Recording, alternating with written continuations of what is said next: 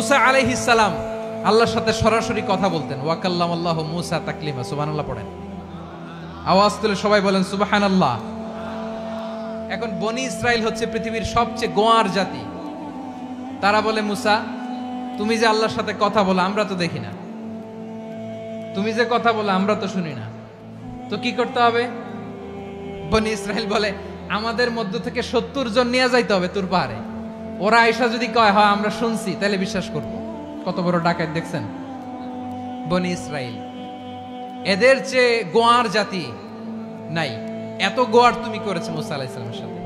তুমি যে আল্লাহর সাথে কথা বলে আমরা তো দেখি, কি করব? 70 জন আমাদের বন্ধু বান্ধব যে যদি দেখে তারা বললে ওকে আস, 70 জন আস। 70 জন নিয়ে গেল।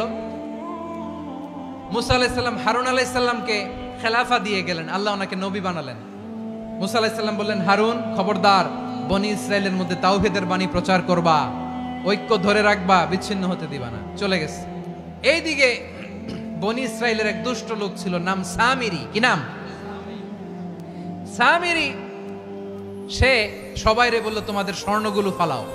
স্বর্ণগুলো ফেললো, বনি ইসরাইলের স্বর্ণগুলোকে গলিয়ে সে একটা গরুর বাচ্চা বানালো। গোবৎস। কিসের বাচ্চা? দেখেন গরুর পূজা কিভাবে শুরু হয় পৃথিবীতে প্রথম।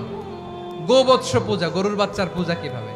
সে স্বর্ণ গলি গরুর বাচ্চা করে জিবরাইল আলাইহিস সালাম যে জমিনে এসেছিলেন ওই ফেরেশতার পায়ের নিচের একটু মাটি সে বুদ্ধি করে প্যাকেটে রেখে দিছিল। সে গরুর বাচ্চা বানায় স্বর্ণ দিয়ে গলিয়ে ওই মাটি এটার মধ্যে ঢুকাই দিছে ভেলকি দেওয়ার জন্য। স্বর্ণ দিয়ে বানানো গোবৎস গরুর বাচ্চার গায়ে যখন সেই মাটি ছুঁড়ে দেয়া হলো, এখন বাছুরের ভেতর থেকে ভ্যাঁ ভ্যাঁ আওয়াজ আসতেছে। কি আসতেছে? সবাই তো অবাক। সামিরি বলে, আরে তোমরা যে 70 জন দিয়ে মুসা আলাইহিস সালামরে পাঠাইছো ওইদিকে, এত ঘুরতেছে, আল্লাহরে খুঁজে পায় না, আল্লাহ তো এটার ভিতরে ঢুকছে। নাউজুবিল্লাহ বলবেন না? তোমরা যে 70 জন দিয়ে পাঠাইলা, 70 জন নিয়ে মুসা আলাইহিস সালাম খালি ঘুরতেছে, আল্লাহরে পায় না। পাবে কেমনে? আল্লাহ তো নাউজুবিল্লাহ এটার ভিতরে। সেজদা দাও। এই সেজদা দিয়ে গেল। আল্লাহর নবী হারুন আলাইহিস সালাম বললেন, খবরদার এটা সুস্পষ্ট শিরক। আল্লাহ সব গুনাহ মাফ করে, শিরকের গুনাহ মাফ করে না। খবরদার তোমরা থামো। কে শোনে কার কথা? এই যে যেমন এখন আপনারা আমার কথা শুনতেছেন না? শুনতেছেন? হারুন আলাইহিস সালাম বললেন, খবরদার এই শিরকি কাজে তোমরা সংযুক্ত হয়ো না। তোমাদেরকে কি মনে নাই আমার ভাই মুসা আলাইহিস সালাম কি বলছে? আল্লাহ শিরক মাফ করে না। খবরদার শিরক করো না, আল্লাহরে ভয় করো। হারুন আলাইহিস সালাম তাদেরকে বুঝালেন, শিরক করো না, আল্লাহরে ভয় করো। শুধু এতটুকুই তিনি বুঝালেন, দাওয়াতি কাজ পালন করলেন, কিন্তু প্রতিরোধ করেন নাই, সশস্ত্র সংগ্রামে লিপ্ত হন নাই, বাধা দেন নাই। কারণ গৃহযুদ্ধ বেঁধে যেতে পারে। উনি ভাবলেন, আমি যদি আমার বাহিনী নিয়ে দাওয়াত দেওয়ার সাথে সাথে প্রতিরোধ করি, আক্রমণ করি, ওরাও আমারে আক্রমণ করবে, ব্লাডশিড হবে, রক্তপাত। এমন অবস্থা হবে বনি ইসরাইলের মধ্যে যেটা হয়তো আমার ভাই মুসাও কন্ট্রোল করতে পারবে না। সুবহানাল্লাহ কইবেন না? এক একজন নবীকে আল্লাহ তাআলা কি ইন্টেলেক্ট দিয়ে পাঠিয়েছেন। তিনি ভাবলেন, আমি দাওয়াতি কাজটাই করি, এটা যে হারাম এটা থেকে শুধু বারণ করি, কিন্তু প্রতিরোধ না করি। আমি যদি ঐক্য ধরে রাখতে পারি, বাকিটা আমার ভাই সামলে নেবে। সুবহানাল্লাহ। হারুন আলাইহিস সালাম প্রতিরোধ করলেন না। বনি ইসরাইলের মধ্যে গৃহযুদ্ধ বেঁধে যাওয়ার আশঙ্কায় প্রতিরোধ করলেন না, আক্রমণ করলেন না, শুধু দাওয়াত দিলেন।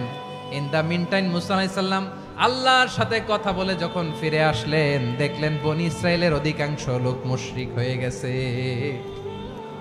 মুশরিক হয়ে গেছে। মুসা আলাইহিস সালাম রেগে গেলেন। রেগে প্রথমে বনি ইসরাইলদেরকে অ্যাটাক না করে ভাইয়ের দাড়ি ধরলেন। হারুন আলাইহিস সালামের দাড়ি আর চুল। মেজাজি নবী ছিলেন। হারুন তুমি কি করলা? তোমারে কি দায়িত্ব দিয়ে গেলাম? তুমি কি করলা? তুমি থাকতে বনি ইসরাইল কেমন করে শিরকের কাজে নিমজ্জিত হয়ে যায়? সাইয়েদনা হারুন আলাইহিস সালাম বললেন, ইন্নী, কোরআন সাক্ষী, কোরআন থেকে কোট করছি, ইন্নী খাশিতু আন তাকুলা ফাররাকতা বাইনা বনি ইসরাঈলা ওয়া লাম তারকুব কওলি। ও আমার ভাই, আমার দাড়ি ধরবেন না, আমার মারবেন না। আমি ভয় করেছি, আমি ভয় পেয়েছি, না জানি আপনি বলেন তুমি কেন খাশিতু আন তাকুলা ফাররাকতা বাইনা বনি ইসরাঈল, আপনি এসে আমারে যদি বলেন তুমি কেন ঐক্য ধরে রাখলে না, কেন মারামারি হলো, কেন রক্তপাত হলো? তোমারে কি এই দায়িত্ব আমি দিয়েছিলাম? আমার কথার দিকে কি তুমি ভ্রুক্ষেপ করো নাই? আমি যে বলছি তাওহীদের বাণী প্রচার করবা আর ঐক্য ধরে রাখবা, আমার কথা কি শোনো নাই? আপনি আমারে ধমকাবেন, এই জন্য আমি প্রতিরোধ করি নাই, আক্রমণ করি নাই, গৃহযুদ্ধ আটকানোর জন্য কিন্তু আমি দাওয়াত দিয়েছি। সুবহানাল্লাহ পড়েন। ঐক্য ধরে রেখেছেন।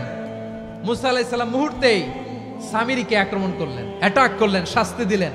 মুহূর্তেই ওই গোবৎস গরুর বাছুরকে ভেঙে চুড়ে মেসাকার করে সাগরের মধ্যে ভাসিয়ে দিলেন। পুরো বনি ইসরায়েলকে আবার তাওহীদের উপর প্রতিষ্ঠিত করলেন। পড়েন সুবহানাল্লাহ। এই ঘটনা থেকে শিক্ষা কি? শিক্ষা হচ্ছে আপনি শিরকের আড্ডাখানা দেখলেও বৃহৎ স্বার্থে তাওহীদের দাওয়াত দিবেন, প্রয়োজনে আপনি ঐক্য নষ্ট করবেন না। সুবহানাল্লাহ পড়বেন না?